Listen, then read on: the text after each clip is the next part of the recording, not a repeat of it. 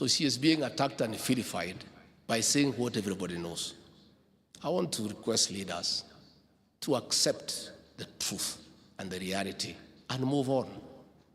Life is not static. Life is dynamic. Today you are up, tomorrow you are down, and so on. Again, I want to request our leaders to exercise patriotism to their motherland. President William Ruto inherited a difficult situation. I said in Kasarani on the inauguration day on the 13th of September last year, and some people thought I'm mischievous, and they thought probably I'm mannerless to say the truth in front of visitors.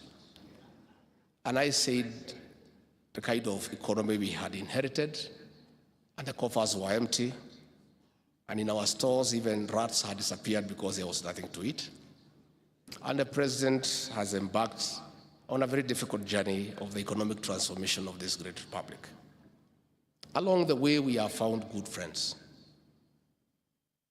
Ambassador Meg Whitman, in a record time, has increased the volume of trade between Kenya and the United States, that as I speak today, the United States of America is Kenya's largest trading partner in the world.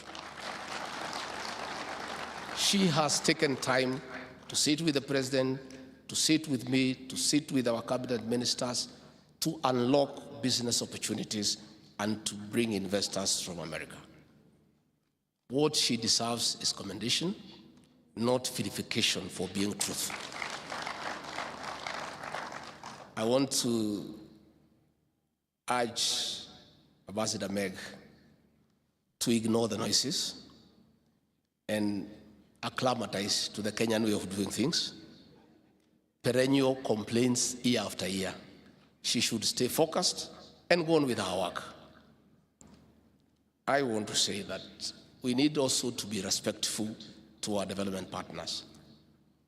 You cannot speak in a public forum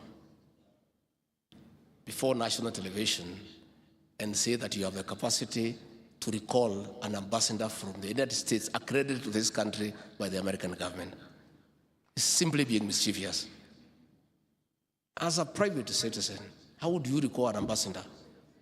You cannot even transfer an assistant chief in your locus application. You know, it's part of the denial syndrome. You know what was happening during the handshake regime? It's something that happened that nobody can comprehend. That cabinet ministers were being told to go and brief a private citizen on what is happening in government. Principal secretaries were being told to go and brief a private citizen on the workings of government. The CS National Treasury was being told to go and brief a private citizen about the budget. That is why that private citizen thinks he can recall the American ambassador to go back to the country. That situation is over. We have a government in place. Please just take up your rightful role and oversight the government, because that is your role. Again, I want to say that the hardship team, after destroying the economy of this country, gave President Ruto no chance, because they knew it was almost impossible to turn around the country. In a record 1 year, President William Ruto, through pragmatic leadership, continuous engagement, agreeing to be advised, having a very competent economic council, has done the unthinkable. In 1 year, the economy has shown signs of recovery, to the extent that for the first time in 7 years, all county governments were given their money before the closure of the financial year on June 30th. All members of parliament and the respective constituency development funds in the 290 constituencies were given all the allocation before the closure of the financial year on June 30th. So the people who had schemed to destroy the economy so that the next leader can fail are very envious. And that is why they are bitter, and that is why they are trying to portray our friends as bad people. What is happening, and I want to invite our brothers to understand. This William Ruto, you despised, and you gave him no chance. Today, he is the desired visitor of every capital in the world. If he was to honor the invitations to the countries he is being asked to visit, he would be out of this country for 360 days in a year. And that is why people are envious. They thought that the West would not embrace him. They thought that the East will not embrace him. They characterized him as somebody unworthy of leadership. They said he is a thief. They said he is corrupt. They say the bottom-up economic agenda is a farce. In 1 year, he has become the leading light in the African continent. He is being sought by every country in Africa to speak for Africa. So I want to ask our brothers and sisters to just accept and move on. Life is that simple. It is that simple. Again, the president talked about corruption in the county governments and the national government. There is no corruption for the national government and the county governments. Corruption is corruption in its very form. And this government will deal with the corruption in the national government, in the county governments, and in the country. We know that some people are very uncomfortable because previously governors have been twisted to give money obtained fraudulently and corruptly to fund political activities. With this new war on corruption in the county governments, it is no longer going to be possible to coerce governors from your coalition to give you money for politics. That is a problem. That is a problem. So we understand where they are coming from. We feel you. We feel you. We know you are in a difficult situation.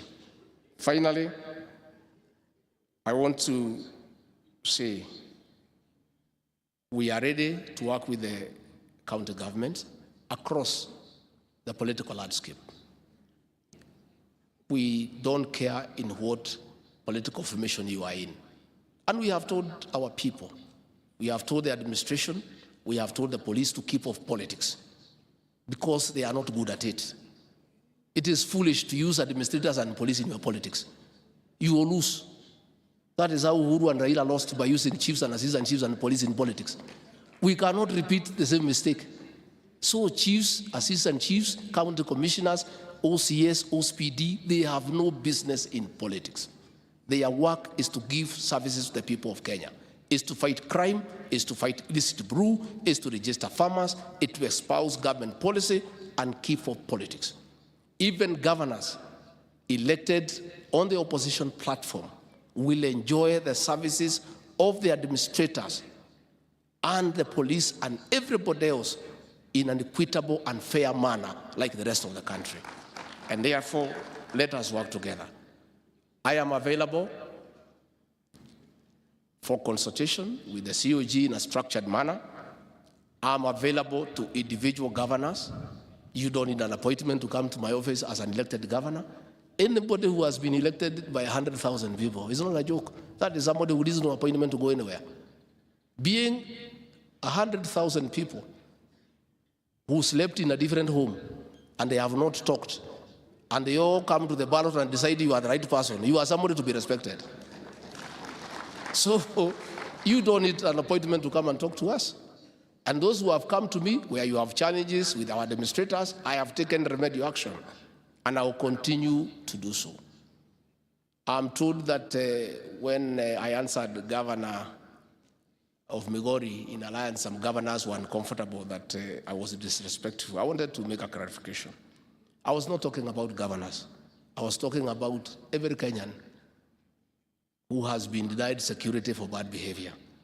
And I was saying, when they are good behavior, we shall review, and we are reviewing. Okay? And it's not just governors, even presidential candidates, even running mates, even very senior people, former vice presidents. including ministers, everybody who needs to carry a firearm, your temperament must be right. That is the law. What we are saying is, we cannot allow our officers to be in maandamano because they'll have to fight their fellow officers and it is wrong. We are saying, if these mandamanos require so many officers, we must look for those officers from somewhere. And we start with those who are planning so that they can come and help us to beef up security. But if these demonstrations are over and there are no issues, you just get your officers back and continue with life. That's what we are saying. And from what I can see, I think it looks like it's over. So once we are sure it is over, you have your officers back and you carry on with your job. That is all. I think we are very fair. We are very fair so that officers are dignified and governors are provided security so that they are able to carry out their work. We only had a problem when we had a shortage of officers and we needed more officers, and the people who are planning were having some of the officers. So we needed to get them to come and fight them and then go back. Because it's only fair, because that's the way things are done. So mimi nimeshukuru sana, and I really want to thank you. And this devolution must work because the bottom-up economic transformation agenda must work. So the two have a symbiotic relationship. For one to work, the other one must work. So the president and I and the rest of us will support devolution. And it is my commitment, all factors being constant, governors will receive their monthly disbursement on time. But we also want to ask you governors to be fair to us.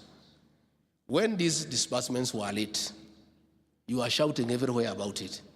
Why don't you even spare 2 minutes to say that now you are receiving money on time, so that you tell the people of Kenya? It's only fair. If you are complaining, you did not have to Kenyans. When you get, you have a duty also to inform them that you are getting. Tuheshimiane is important also to be fair to each other. So, COG Chair, at least I'm happy you have acknowledged that we have given you disbursement on time, and that should continue. And I want to tell you the economy is improving and is doing much better. Even when we come to negotiations next year on the division of revenue bill, I believe we'll have a better conversation. We'll have a better conversation. And when the economy improves, the governors, you are the first people to know, because wananchi will know, because they will feel the impact of an improved economy. And we have no desire to keep money away from you. We'll give you the money when we collect it. And we must collect it from somewhere, and we will collect it from the people of Kenya.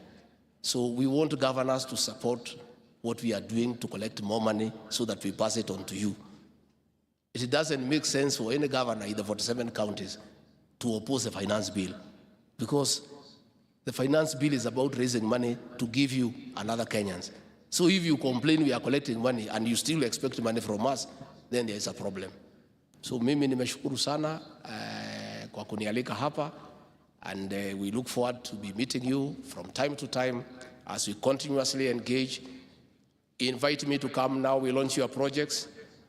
That is the docket in my office. And as I said, there are no Kenyans for county governments, and there are no Kenyans for the national government. They are the same people. The same people who elected you as governors and senators are the same people who elected President William Ruto and I. We serve the same people.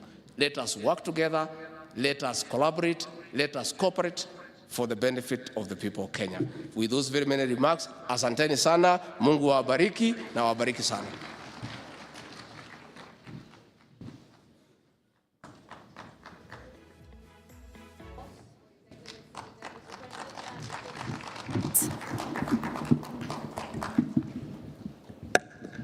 Thank you. Ladies and gentlemen, may we all kindly be seated.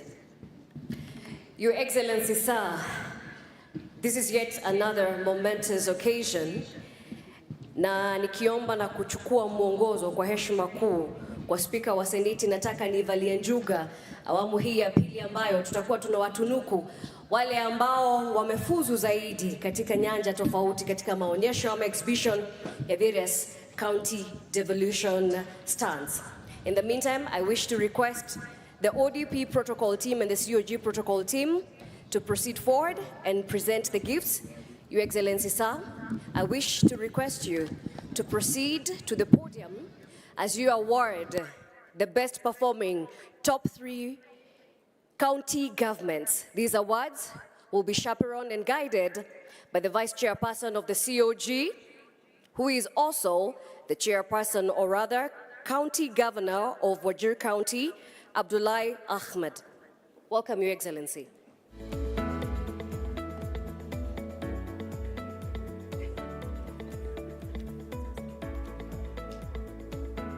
Thank you very much.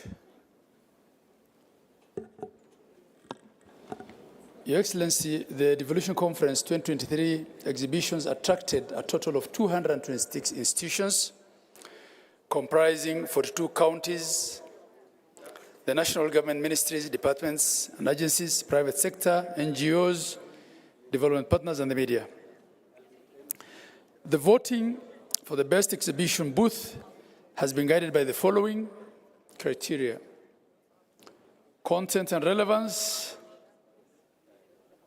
This parameter assesses the depth, clarity, and relevance of the information presented in the booth. Engagement and interactivity.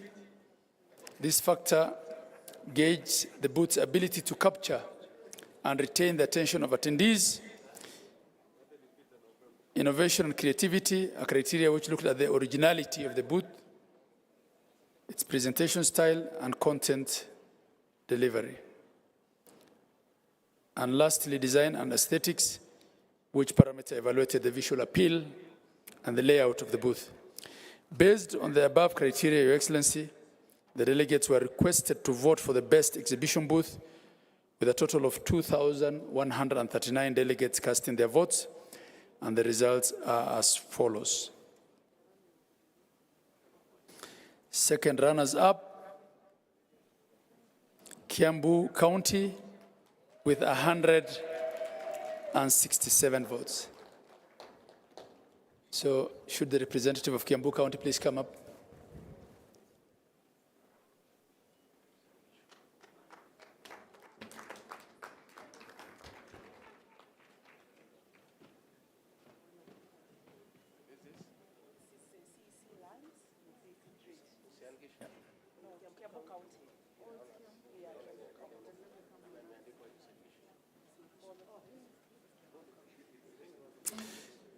The first runners-up, Kitui County with 554 votes.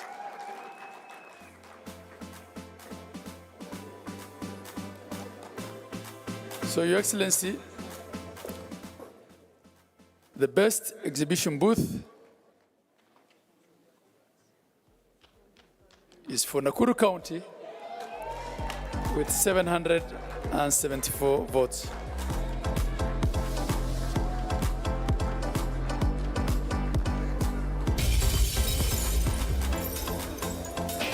No, Kiambu first, and then Kitui. Your Excellency, Kiambu County will get a trophy. Kitui County will get a trophy and holiday for 2 nights for 2 at Utalii Hotel, Nairobi, courtesy of the Kenya Tourism Board. And Nakuru County will get a trophy and holiday for 2 nights for 2 at Ungulia Safari Lodge, courtesy of Kenya Tourism Board.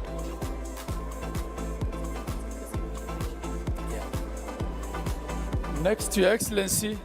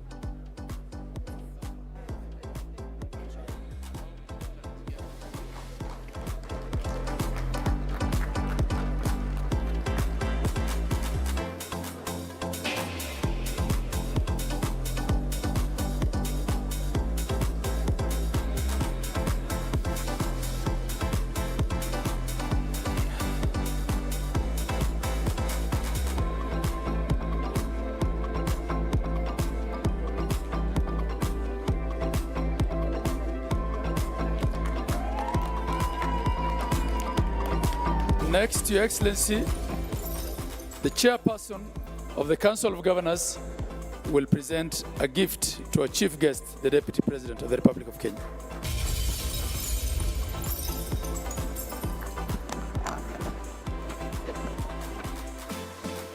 There we have it, COG presenting a gift to the chief guest, the Deputy President of the Republic of Kenya. And of course, the chairperson of COG and also the Governor Kirinyaga County, also with a banquet right there, whose contents probably we would find out later. There we have it, Nandi, Governor, His Excellency Stephen Sang, equally presenting documentation which is summative of what has been the 8th Devolution Conference. Remember, it's been a stock-taking moment right here for COG and across all 47 counties. Your Excellency, sir, we still request you to bear with us as we invite the PS, Devolution, State Department of Devolution from the Office of the Deputy President, as we proceed now to the photo session. Welcome, Madam PS. Let's also prepare right after. We'll also have the Council of Governors. Therefore, all Excellency Governors kindly do prepare. Thereafter, we'll also have Senate. And after that, we will have all our partners, all our organizers, international and national.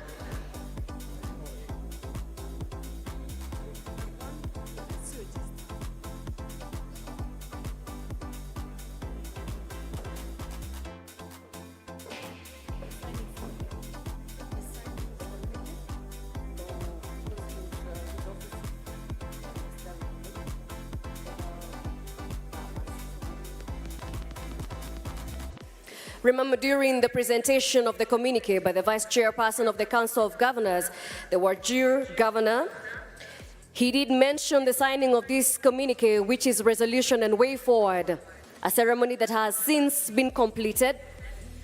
We have present from the State Department of Devolution, also domiciled in the Office of the Deputy President, Madam Teresia Mbaika, the PS Devolution, present to witness the signing of the communique. Ladies and gentlemen, of course, let's give a round of applause.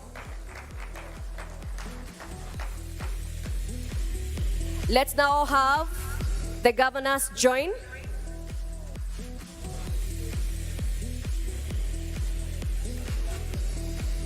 Governors, please.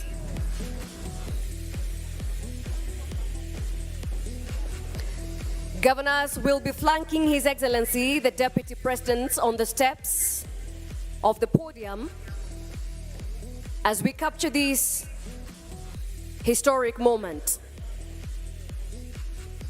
on the milestones and steps of successful devolution. Senators, kindly do prepare to join immediately after the COG has taken their photo. Subsequently, we will have our partners, and finally, we will have COG staff. Thank you, COG. Senate, please.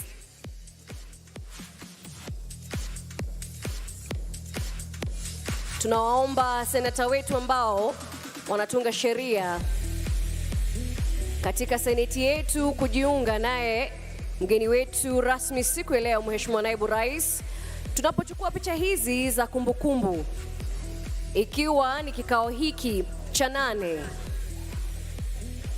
kinachoangazia serikali ya ugatuzi.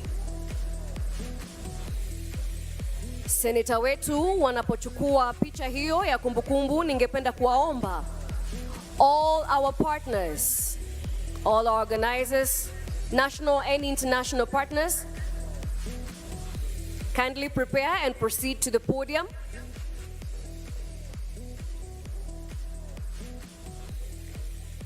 Thank you, our senators. Thank you, members of the press. Your Excellency, sir, now joining you are our partners, the stakeholders, washirika wenza ambao wamesaidia na kuhakikisha hafla hii imefana. Kindly all development partners, let's make way. Flanking His Excellency, the Deputy President. As we come to the close of what has been a successful week-long 8th Devolution Conference. Members of the COG staff, please. Kindly prepare.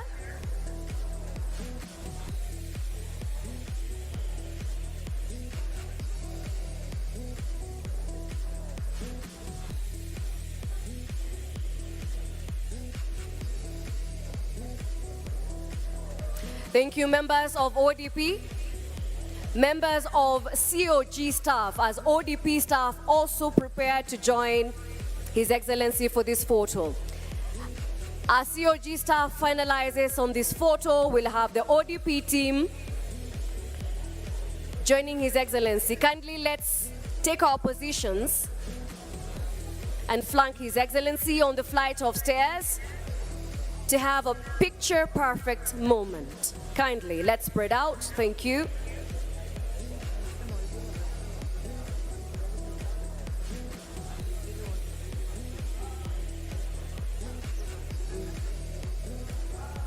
Thank you, members of COG. Finally, ODP staff, please, let's make haste. Your Excellency, sir. Finally, the ODP team.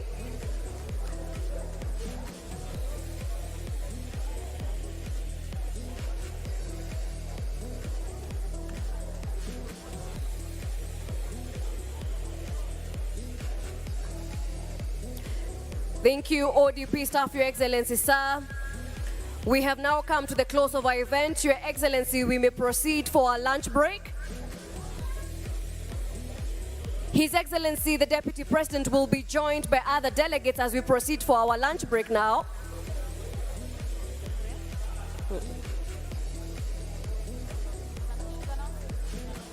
Thank you and good afternoon.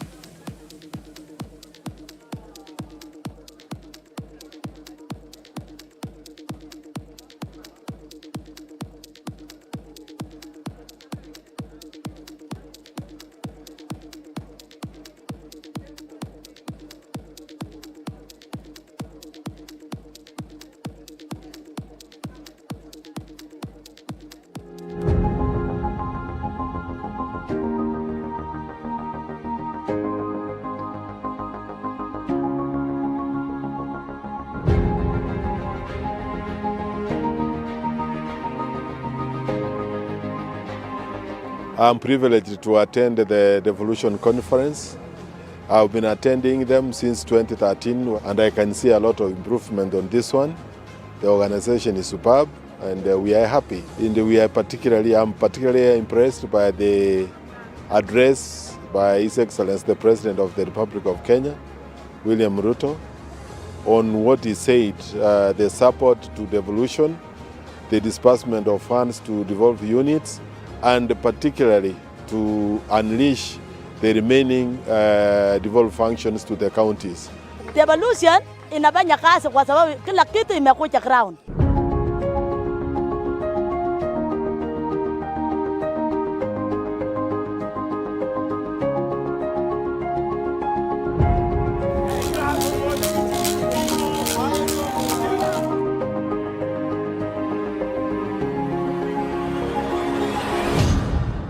We are excited about being the host of the first biannual conference, with the theme being 10 years of devolution. We call upon both the national government and county governments to take the following concrete steps. On devolution, and children's rights. Review all laws and policy to ensure universal access to children's rights, leaving no one behind, especially teenage girls who fall pregnant while in school. Devolution has been a cornerstone of our efforts to bring governance closer to the people, empower our counties, and catalyze economic growth from the grassroots up, that is bottom up. We should spend the entire allocation on development positively, contribute towards the country's growth and service delivery. The discourse in this conference will revolve around Kenya's devolution journey since 2013, the ups and downs, the slips and the skips, the challenges and the triumphs. I want to take this early opportunity to commend the Council of Governors. You have been able to find a way around our sometimes toxic and divisive politics. You have been able to create a leadership that looks past party and political differences and moves you forward as a team. 10 years into devolution, Kenya is a much transformed landscape with an amazing opportunity for rural economic revival and transformation.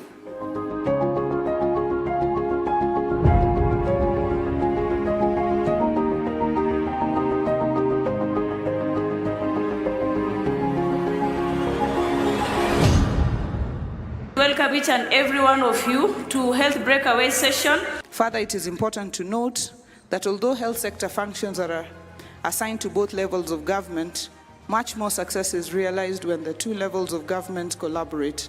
According to the 2022 KDHS, 9 in every 10 mothers who give birth do so under care of trained healthcare workers, up from 66% in the year 2014. Over the same period, the under 5 mortality rate improved from 52 deaths per 1,000 births to 41 deaths per 1,000 births, while the infant mortality rate improved from 39 to 32 per 1,000 births. Digitalization of health services can help us reap more results as we move forward. As we deliberate, let us keep in mind the symbiotic relationship between the current and the future. Our commitment to youth empowerment today isn't just about them, it's about the sustainable legacy we graft for generations to come. If you have no register, if you do not know your assets, whether it is water, whether it is land, whatever it is, the fear that it will be used badly or misused or privatized will not end with the lack of register. It's not only Kenya or Africa that is threatened. The world is threatened, and our action today is what to really be able to address the problem of food in the future. And for that matter, there is need for us to work very closely and come up with a proper food system that is sustainable, that will be able to feed the ever-growing population.